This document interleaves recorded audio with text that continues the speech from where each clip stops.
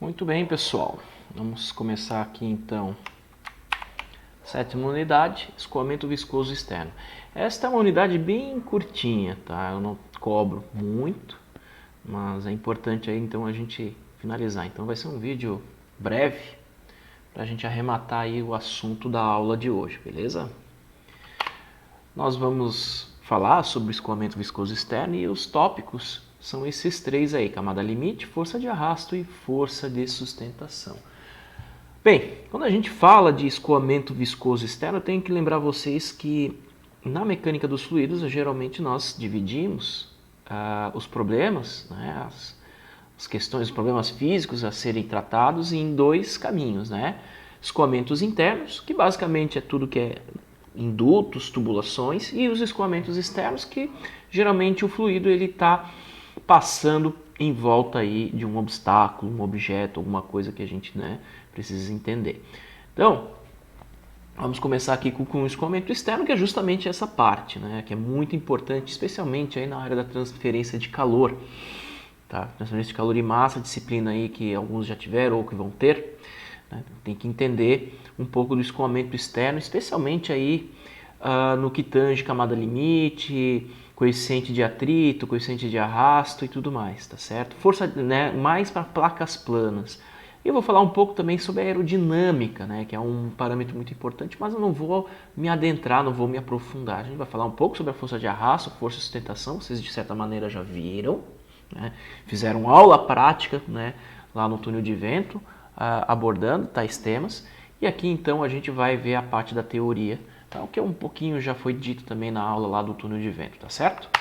Sendo assim, então vamos começar com camada limite. O que vem a ser a camada limite? A camada limite, na verdade, é um conceito teórico de como é a distribuição de velocidade, o perfil de velocidade, tá, de um escoamento que incide sobre uma placa, sendo que este escoamento ele se dá paralelo a esta superfície. Tá?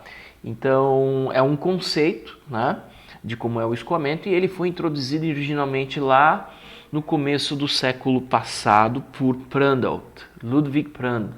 Tá?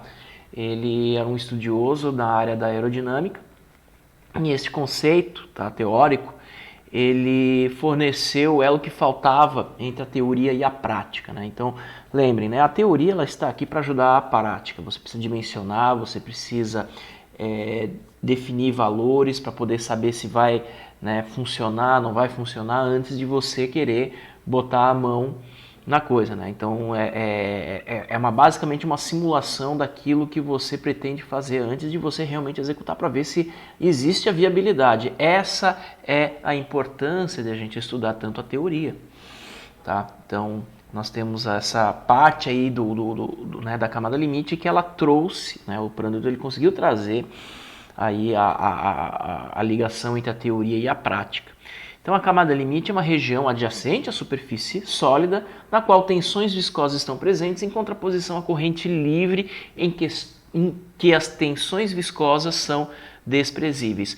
Bem, aí então nós temos nessa ilustração, né, o fluido ele incide sobre esta placa com uma velocidade uniforme. Tá? Essa velocidade uniforme é o que nós chamaremos aqui de corrente livre, que é o que está escrito aí nessa frase, né? O que acontece? Nós sabemos lá do princípio de não deslizamento que a primeira camada de fluido imediatamente acima desta superfície sólida, ela vai ficar presa, princípio de não deslizamento. De modo que a segunda camada de fluido, ela, né, vai sofrer um deslocamento um pouco mais retardado, haja vista de que ela está sendo segurada pela camada de fluido que está presa, e assim sucessivamente. Né? Eu gosto sempre de fazer aquela analogia da pilha de cartas. Né? Todo mundo que já teve aula comigo, já falei dela, né? Né? Então cada camada é uma carta, né? A camada de fluido é uma carta, e quando você empurra, né, tu sabes que a primeira fica presa na mesa e as demais escorrem, né? Elas cisalham sobre as outras, tá certo? Posto isso tudo certinho, tá? Nós temos aqui então, tá, a formação da camada limite. Então, olhem o perfil de velocidade, né, formando aquele arco, né, com velocidade zero imediatamente sobre a superfície. À medida que você vai subindo, a velocidade vai aumentando até você obter a velocidade de corrente livre, tá certo? Aquela região de transição entre a velocidade de corrente livre e valores inferiores a esta, nós chamamos de camada limite, que aqui está desenhada por essa linha pontilhada, tá? Então temos duas camadas limites, temos a camada limite laminar e a camada limite turbulenta. Sobre uma placa pode existir puramente a laminar, mas vai sempre existir uma parcela laminar e uma parcela turbulenta. E claro, existe uma região aí que a gente chama de região de transição, conforme está descrito aí, tá bom? O perfil de velocidade entre a laminar e a turbulenta também é diferente, né? Eu devo lembrar vocês que na região da camada limite turbulenta, o valor do perfil de velocidade é médio, tá? Então aquela não é, né? Então ali você tem vórtices, você tem um movimento caótico, não é só na direção paralela à placa, mas você tem direções também perpendiculares, o componente de vetor velocidade toda hora está alterando, mas no valor médio você tem essas linhas bonitinhas, mas você percebam que a forma da curva também ela é bem diferenciada, para além de ser também muito maior, né? A camada limite ela é mais gorda, assim por dizer, né? Então a espessura dela é maior, tá certo? Então a linha pontilhada está mais afastada aqui da superfície sólida, tá certo? Continuando aqui, a gente tem, para além da camada limite, alguns conceitos, né? A gente tem a camada de limite de deslocamento, temos a camada limite de perturbação e a camada limite da quantidade de movimento, tá certo? A mais importante de todas, para mim, eu sempre vejo isso na grande maioria da literatura, dos trabalhos, dos artigos e papers a serem trabalhados, é a de espessura de perturbação, que é justamente quando você atinge praticamente o valor da corrente livre. Ele colocou 0,99U, né, onde U é o valor da corrente livre, tá certo? De modo que quando você atinge 99% do valor de U, você praticamente já saiu da camada limite, tá certo? O símbolo utilizado para a camada limite é o delta, tá? E é o delta minúsculo. Aqui você tem a camada de fluxo de massa, tá certo? Que você, então, é o delta com uma estrelinha, e enquanto que a espessura da quantidade de movimento é simbolizado pela letra θ, tá certo?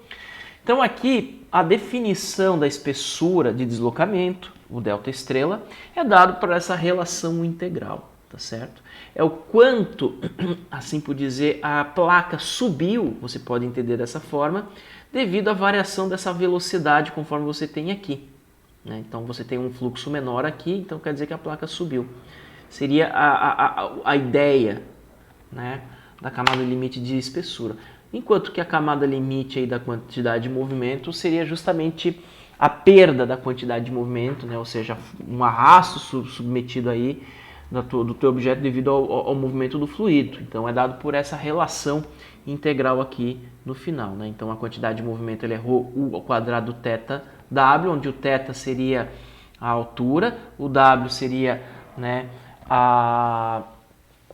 o deslocamento aqui, né, é perpendicular à superfície aí da tela, do monitor de vocês. Então você tem uma área de seção transversal, tá certo? Então você tem aqui um fluxo de quantidade de movimento e essa integral aqui, então, né, tem que ser resolvida, determinada, tudo bonitinho, você acha o valor de θ, tá certo? Conforme vocês viram, né, então, a camada limite, o mais interessante é aquela, né, quanto à variação do valor da velocidade com relação à velocidade de corrente livre. Nós temos então a espessura de camada limite aí que pode ser estimada para as regiões tanto laminar quanto a turbulenta. Se você estiver na região laminar, a expressão é dada por aquela relação ali, né? Então delta sobre x é igual a 5 dividido por Reynolds elevado ao meio, ou raiz quadrada de Reynolds. O que viria a ser o x? A posição, tá, onde você está avaliando, né? Então a coordenada x ela está aqui, a coordenada y, né, é um caso aqui transversal. E aí então se você estiver na região laminar, se você quer saber essa espessura, né, ou seja, a distância daqui até aqui, se for nesse ponto x, aqui dentro da região laminar, é essa expressão. O valor de x aqui, o Reynolds em função de x. Então você vai pegar, botar o valor de x aqui, a propriedade do teu fluido, né, o ρ e o μ, E claro, a velocidade de corrente livre, o grande aqui, tá certo? Aí você vai determinar, então, joga o x para o outro lado, você vai saber quanto vale o delta. Tá? Como é que eu vou saber se eu estou na região laminar ou turbulenta? Bem, se tu botar o valor de x aqui e encontrou um Reynolds, e esse Reynolds for inferior a 5 vezes 10 na 5, você assume que você está na região laminar. Agora, for acima de 5 vezes 10 na 5, até 10 na 7, você tem aí uma região, então, de escoamento turbulento, e aí a expressão é dada por isso, 0,382 dividido por Reynolds elevado na 1/5. Outra coisa importante também é a parte da dinâmica, né? A gente sabe que como a placa lateral ali ela segura o teu fluido, temos por consequência aí uma força de arrasto lateral. E essa força de arrasto lateral ela pode ser mensurada através de uma grandeza adimensional física chamada de coeficiente de atrito. O coeficiente de atrito basicamente é a tensão cisalhante sobre a parede, que é simbolizada aqui por TW, tal W, o tal, né? Então é o símbolo para tensão cisalhante, e o W de wall, parede, né? Dividido aí por 1/2 de ρ U ao quadrado, tá certo? Se você tiver na condição laminar, você tem então que o teu coeficiente de atrito é dado por 0,664 dividido por raiz quadrada de Reynolds, e se tiver o turbulento, né, será 0,0594 dividido por Reynolds elevado na 1/5. Simples assim, tá certo? A camada limite também ela pode sofrer deslocamento, tá? Ou descolamento, como a gente gosta, né? Pode chamar, se ela estiver sujeita a um gradiente adverso de pressão. Pois bem, vocês podem notar aí eu tenho uma espécie de túnel, tá certo? Onde a parede inferior ela é plana, enquanto que a parede superior ela inicialmente contrai, de repente ela fica numa região plana, que seria aqui né, denominada pela região 2, e a região 3 aqui como você tem a abertura, tá? Um difusor. Nessa região você começa a criar, né, um gradiente adverso de pressão. Então olha só, aqui você tem né, a pressão está negativa, então ela mantém a camada limite presa. Na região aqui onde você né, manteve o equilíbrio entre essas duas superfícies, né, o gradiente de pressão é praticamente zero, mas na hora que você abre aqui, então você tem uma redução da velocidade, lembra, em regime permanente, o fluxo máximo que entra aqui tem que ser igual ao fluxo máximo que sai, então você acaba reduzindo a pressão e, consequentemente, você engorda né, a camada limite a ponto de causar até aqui um gradiente de pressão adverso, e aí você descola a camada limite e você gera aqui, então, um vórtice, né, um redemoinho. Tá?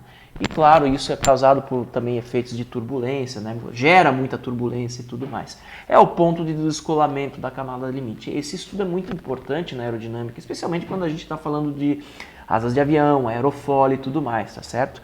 Você não pode ter o descolamento da camada limite, dependendo da situação, que isso vai te causar alguns problemas. Ou não, né? Isso vai depender aí da sua aplicação, é claro. Pois bem, vamos falar agora rapidinho aqui sobre força de arrasto e forças de sustentação. Né? Quando a gente está analisando a aerodinâmica, né, então a gente pode ter duas forças muito importantes a saber. Primeiro é a força de sustentação, que é geralmente uma força contrária né, à normal, aí, à direção, no caso do movimento. E a força de arrasto, que é a força né, perpendicular ao movimento, perdão, enquanto que a força de arrasto ela é a força contrária ao movimento, ela é paralela à direção do movimento, só que em sentido oposto, tá certo? Vamos pegar então um exemplo de uma esfera, um cilindro ou qualquer objeto como queiram pensar, né? E a gente já viu que, claro, quando a gente tem uma velocidade incidente sobre esse objeto, ele está submetido a uma força de arrasto aí, simbolizado pela letra FD. E aí, claro, na análise dimensional e semelhança, a gente chega aí que a força de arrasto ela é uma função da velocidade, de um comprimento característico desse teu objeto, da densidade e viscosidade do teu fluido.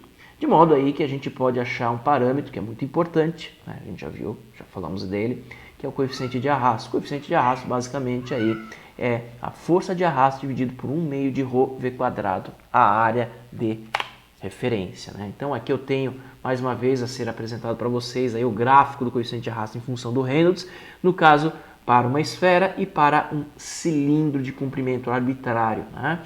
De modo então que você pode notar aí que as curvas são bem equivalentes, né? De uma forma geral, tá? Mas tem, claro, os seus valores distintos, tá? Mas o comportamento tende a ser muito semelhante, né?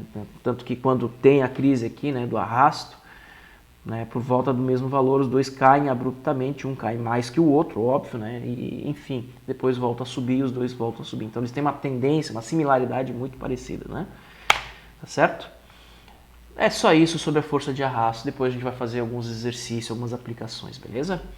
Força de sustentação. Força de sustentação é aquela força que ela é perpendicular ao movimento, lift force.